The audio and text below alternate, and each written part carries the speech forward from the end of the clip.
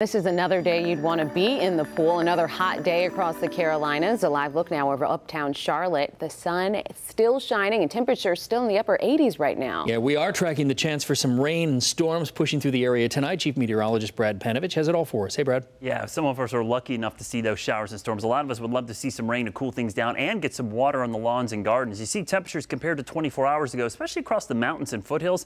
We've seen temperatures running cooler than yesterday because of the cloud cover. Now across the Piedmont, we're running warmer because we don't have as many clouds and showers as we did yesterday at this time. Charlotte, one of the hot spots at 92 right now, 91 in Concord, but you see the cooler air to the northwest. It's mainly because of the clouds. We did manage to make it up to 92, which is our current reading, but that is cooler than we've been for the last several days. In fact, you gotta go back to last Saturday, last time we had a temperature that cool. 99 is the record, 54 the record low. Now, what's amazing about this stretch of 90-degree weather, today marked the 16th day of 90 degrees or higher. Just to put that in perspective, last year at this point, we only had 5, and that's the most we have had up to June 21st since 2011. So it's been a while since we've seen this much heat this early into the season. We are certainly going to surpass last year's total of 45 because we're only in the middle of June. And this continues a trend here in the summers in the Charlotte area. Above normal days are increasing. Since 1970, we've seen a pretty dramatic jump. Now, there are ups and downs, but the trend is pretty clear. It's been up the entire time. In fact, of all the seasons in Charlotte,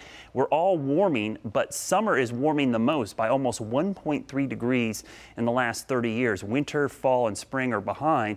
Believe it or not, winter is the one that's not warming as much, but summer by far becoming hotter and hotter here in the Queen City, and the data is definitely pointing in that direction. We're going to continue to see warm conditions, but the good news is we're getting some rain out there, which is cooling things down. You see the scattered showers, but boy, I don't think these are going to make it. They're falling apart. These look so much better earlier. These look a little more vigorous here in Upper Burke and Caldwell County. These are pushing east, so they'll be moving into areas of the Yadkin Valley up towards Wilkes County. Down to the south, there's another band of showers in the upstate of South Carolina that probably has a better chance of getting here ahead of this low pressure system, which is going to stay to our north. There was a low risk for severe storms today, but it looks even lower than yesterday. So I would count on this to be maybe isolated at best, less than a 5% chance today and again tomorrow. The thing about this pattern, we don't see a lot of storms, but the ones that can get going tend to be pretty strong. So that's something we'll keep an eye on. And I think even on Saturday, even though we don't have the area highlighted, there's probably still a low chance for those storms. That thunderstorm fuel we track,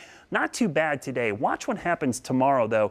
During the afternoon hours, we're going to see that thunderstorm fuel really expand into the evening hours. And on Saturday, with even more sunshine, I expect we'll have high levels of what we call CAPE. It's essentially the fuel for storms, pretty much off the charts there Saturday afternoon. That's why we've got to watch every single day for the potential for these isolated storms to become severe.